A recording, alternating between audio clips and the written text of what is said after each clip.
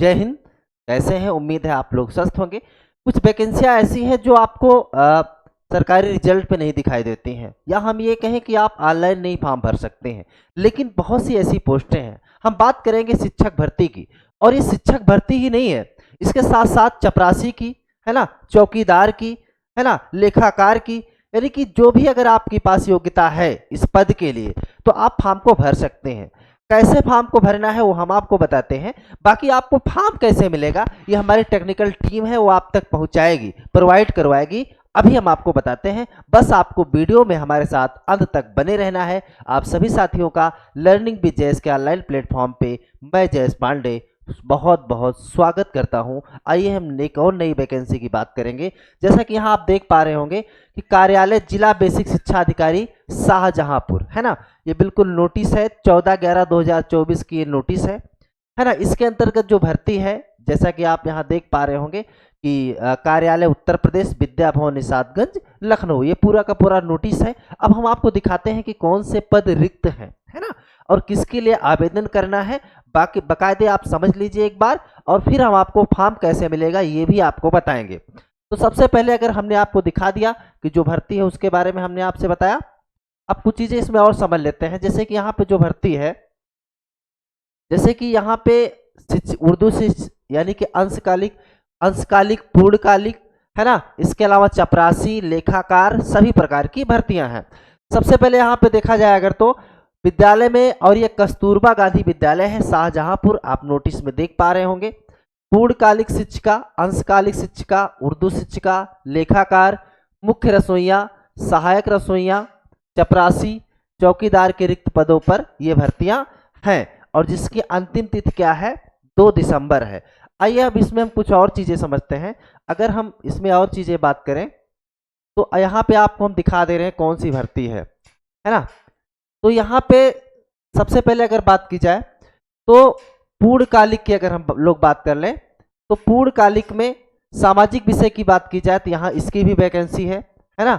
पूर्णकालिक शिक्षिका अंग्रेजी की भी वैकेंसी है। इसके अलावा गणित की भी है ना, विज्ञान की भी है, पूर्णकालिक शिक्षिका हिंदी है, कला है, क्राफ्ट संगीत, इसके बाद कंप्यूटर, ये भर्तियां आप देख पा रहे होंगे, ये भर्ती है। इसके अलावा अगर पदों की बात की जाए तो देखिए यहाँ पे अगर हम बात करें सामाजिक विज्ञान की 3 है ना, एक वैकेंसी अंग्रेजी की है, यहाँ पे 3 है, एक अंग्रेजी की है। अगर गणित की बात करी जाए 7 है, ठीक है, विज्ञान की भी 3 है, हिंदी की 2 है, और कला एवं संगीत की 1 है। फिर आप अगर बात करें कंप्यूटर की 9 है। इस तरीके से वैकेंसियां हैं। हम थोड़ा सा और आपको डिटेल पहले दिखा दे रहे हैं। ये देखिए आप, उर्दू शिक्षिका की भी भर्ती है, लेखाकार की भर्ती है, सहायक रसोइया, चपरासी, चौकीदार, है ना। चौकीदार की बात कर ले तो 53 पोस्ट है यहाँ पे, है ना, चौकीदार की पोस्ट है। चपरासी की बात करें तो 3 है यहाँ पे। तो ये अलग अलग भर्तियां हैं, ये हम आपको दिखा रहे हैं, आप इसको देख लीजिएगा, फॉर्म आपको मिल जाएगा, ठीक है। अब हम कुछ और महत्वपूर्ण बात समझ लेते हैं यहाँ पे। तो आगे इसमें अगर बात की जाए तो रिक्तियों की संख्या घट बढ़ सकती है ना, इससे ज्यादा भी हो सकती है। अब अगर बात की जाए इसमें कि जो बालिका विद्यालय यानी कि कस्तूरबा गांधी, इसमें अगर हम बात करें तो वेतन की अगर हम बात कर लें यहाँ पे, ठीक है, तो वेतन जो आप लोगों को मिलने वाला है, तो वेतन में हम समझेंगे। सबसे पहले अगर हम दिखाएं आपको पूर्णकालिक शिक्षिका की, है ना, देखिए पूर्णकालिक शिक्षिका का जो वेतन है वो है 24,200 रुपये। अंशकालिक शिक्षिका का है 12,181 रुपये। उर्दू शिक्षिका अंशकालिक का है 16,408 रुपये। लेखाकार का कितना है 13,673 रुपये। और मुख्य रसोइया का कितना है 8,577 रुपये। तो ये सैलरी हम बता रहे हैं कि प्रतिमाह, देखिए इसमें भी पूर्णकालिक और अंशकालिक अलग अलग है, ठीक है।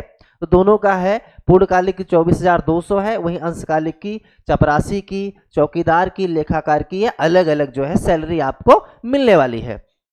इसमें हम कुछ और प्रमुख चीजें अब समझ लेते हैं।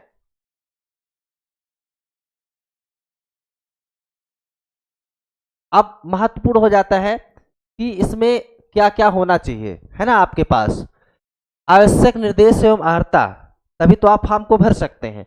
इसमें अगर बात की जाए तो कस्तूरबा गांधी आवासीय बालिका विद्यालयों में ऐसी शिक्षिका जो शासनादेश में विद्यमान व्यवस्था 2020-21 में नवीन संविदा से वंचित हो गए थे, उन शिक्षिकाओं को चयन शैक्षिक अर्हता इस बिल्कुल दिया हुआ है। ठीक है, यहाँ पे क्या होना चाहिए, तो यहाँ पे कंप्यूटर शिक्षित के लिए प्रशिक्षित स्नातक होना चाहिए।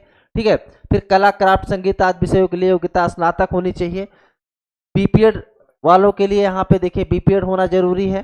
ठीक है, लेखाकार की अगर बात करें तो देखिए लेखाकार में वाणिज्य होना चाहिए। ठीक है, वाणिज्य की अगर बात की जाए, देखिए ये हम आपको लेखाकार का दिखा रहे हैं, तो लेखाकार के लिए वाणिज्य स्नातक होनी चाहिए, यानी कि बीकॉम जिनका है वो लेखाकार के लिए आवेदन कर सकते हैं। मुख्य रसोइया, सहायक रसोइया, चपरासी, चौकीदार हेतु 8वीं उत्तीर्ण है ना। यहाँ पे मुख्य रसोइये के लिए जो खाना पीना बनाने के लिए है या चपरासी के लिए है, तो ऐसे के लिए क्या होना चाहिए, 8वीं पास है तो आप आवेदन कर सकते हैं। समस्त स्टाफ की न्यूनतम आयु चयन वर्ष 2024 1 अप्रैल 25 वर्ष तथा अधिकतम 2024 की 1 अप्रैल को 45 वर्ष से अधिक ना हो। यानी कि अगर हम एज की बात कर लें, ठीक है, महत्वपूर्ण हो जाता है एज। तो अगर हम एज की बात कर लें तो एज जो है वो 25 साल से लेकर के 45 साल तक, यानी 25 से 45, यानी 25 से कम नहीं होनी चाहिए और 45 से अधिक नहीं होनी चाहिए। ठीक है, ये हम आयु की बात कर रहे हैं। अब अगर इसमें कुछ और प्रमुख चीजें देखें, और आयु की जो गणना की जाएगी वो 1 अप्रैल को की जाएगी। आगे इसमें बात की जाए तो राज्य सरकार के निर्धारित प्रावधानों के अनुसार आरक्षण भी देय होगा, है ना। यहाँ पे आरक्षण भी है अलग अलग तरीके से, जैसे ओबीसी का अलग, एससी का अलग। इसके अलावा अगर बात की जाए तो यहाँ पे आप देख पा रहे हैं कि पूर्णकालिक अंशकालिक शिक्षिकाओं एवं लेखाकार के पद पर चयन हेतु हाई स्कूल, देखिए हम आपको बता दे रहे हैं पूरा, ठीक है, हाई स्कूल होना चाहिए। इसके बाद इंटर होना चाहिए, स्नातक तथा प्रशिक्षण योग्यता, यानी कि आपके पास जो बीएड है, साथ में अगर टेट है तो आप वो भी लगाएंगे। ठीक है, तो बीएड होना चाहिए, टेट होना चाहिए, इस तरीके से योग्यता आपको लगाना है। तो हाई स्कूल, इंटर, स्नातक, प्रशिक्षण योग्यता। इसके अलावा के अंकों के प्रतिशत को जोड़कर शासनादेश की व्यवस्था के अनुसार जो है फिर उसके आगे उसका पूरा गुणांक निकालते हैं। ठीक है, इसके बाद अगर बात की जाए तो चयनित अभ्यर्थियों को समस्त मूल अंक पत्र प्रमाण पत्र की काउंसलिंग के समय जमा करना अनिवार्य होगा, यानी कि मूल प्रति क्या करना होगा, जमा करना होगा। किसी सेवा से बर्खास्त नैतिक चारित्रिक अक्षमता के अपराध के लिए दोष सिद्ध एवं दिवालिया व्यक्ति के चयन को, ऐसे लोगों का चयन नहीं किया जाएगा। तो ये वैकेंसी के बारे में हम आपसे चर्चा कर, जहाँ पे चपरासी, पूर्णकालिक शिक्षिका, अंशकालिक शिक्षिका, लेखाकार, है ना, ये पद हैं जिसके लिए आप आवेदन कर सकते हैं। और आपको अब महत्वपूर्ण हो जाता है कि आवेदन कैसे करना है, फॉर्म आपको कैसे मिलेगा। तो देखिए फॉर्म हमारी टेक्निकल जो टीम लगी हुई है वो आप डिस्क्रिप्शन में जाएंगे, वहां से आप फॉर्म भर लेना है। और फॉर्म भरने के बाद, है ना, आपको क्या करना है, पोस्ट के जरिए आपको भेजना है। देखिए ऑनलाइन नहीं है कहीं से भी, तो ऑनलाइन आपको नहीं करना है। आप सबसे पहले डिस्क्रिप्शन खोलिएगा और उस डिस्क्रिप्शन में आपको फॉर्म मिल जाएगा। अगर कोई आपको असुविधा हो रही है तो आप कमेंट करके बताइएगा। ठीक है, आप कमेंट करेंगे, हमारी पूरी टीम है आपके कमेंट का उत्तर देगी और आप जो है उस फॉर्म को सुचारू रूप से भर सकते हैं। तो हमने आपको बताया किस तरीके से आपको फॉर्म भरना है। ठीक है, उसके बाद फिर आपको भेज देना है। चलिए आगे हम आपको आगे दिखा दे रहे हैं। तो चयन के उपरांत पूर्णकालिक शिक्षिकाओं को मुख्य रसोइया एवं सहायक रसोइया के पद पर जो है विद्यालय परिसर में ही निवास करना होगा। जो पूर्णकालिक वाले हैं उनको कहाँ रहना होगा, परिसर में ही रहना होगा। ठीक है, चपरासी व चौकीदार का पद पूर्णकालिक है, अतएव इन्हें विद्यालय में ही निवास करना होगा। ये सारे इंस्ट्रक्शन जो बताए जा रहे हैं कि मतलब रहना कहाँ पे है, तो वहीं पे रहना है।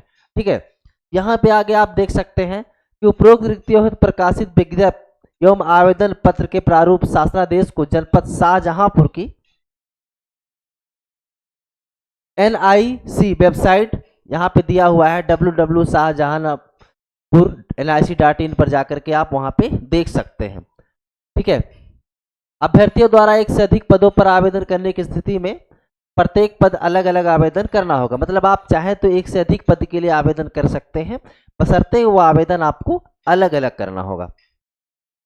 आगे इसमें कुछ और महत्वपूर्ण बात अगर की जाए तो जैसा कि यहाँ आप देख पा रहे होंगे कि आपके पास क्या होना चाहिए, तो हमने आपको यहाँ बता ही दिया। देखिए यहाँ पे आपके पास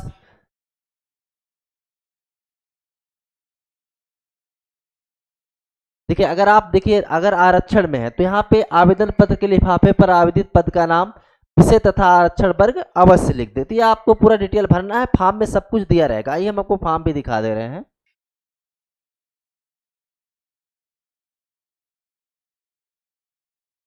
देखिए ये आप देख पा रहे होंगे। आइए हम आपको सीधे फॉर्म दिखा रहे हैं। ये फॉर्म भरने का है। यहाँ पे आपको आप डिस्क्रिप्शन में जाएंगे, आपको डायरेक्ट फॉर्म मिल जाएगा, ठीक है। तो वहां से आप देखिए यहाँ पे आप भर सकते हैं आपने जनपद का नाम, आवेदित पद का नाम क्या है, इसके बाद फिर आप अपना नाम लिखेंगे, ठीक है। जन्म तिथि हाई स्कूल के अनुसार, ठीक है, जो भी आपकी जन्म तिथि होगी वो हाई स्कूल के अनुसार लिखेंगे। गृह जनपद का नाम लिख देंगे। इसके बाद पत्र व्यवहार का पता, थाना, पिन कोड, ठीक है। तो ये पूरा का पूरा आप भरना होगा। यहाँ पे आप अपनी प्रमाणित फोटो लगा देंगे।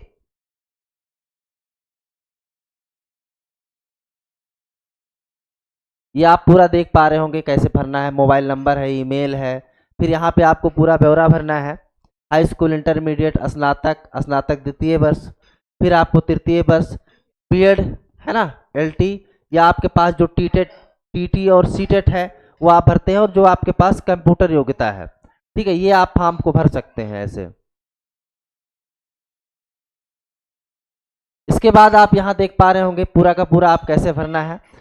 तो अगर आप ये पूरा का पूरा विवरण दिया हुआ है आपके पास क्या है, और फिर लास्ट में घोषणा पत्र यहाँ भर करके अपना नाम लेकर के किसके पुत्री हैं, और फिर हस्ताक्षर, यहाँ पे पूर्ण पता, मोबाइल नंबर, ये सब कुछ आपको भर देना है, ठीक है। और उसके बाद फिर उसी पते पे आपको भेज देना है, ठीक है। पता हम बता दे रहे हैं जहाँ पे है, ये देखिए, कार्यालय जिला बेसिक शिक्षा अधिकारी शाहजहांपुर, ठीक है। तो यहाँ पे आपको भेज देना है। तो ये भर्ती है जहाँ पे आप फॉर्म को अप्लाई कर सकते हैं। और आपको जानकारी कैसे लगी हम हमें अपनी राय कमेंट करके जरूर दीजिएगा। आप किस भर्ती का इंतजार कर रहे हैं हमें ये भी बताइएगा, और नए हैं चैनल पे तो एक बार सब्सक्राइब करिए। हम मिलते हैं आपसे बहुत जल्द नेक्स्ट वीडियो में। जय हिंद।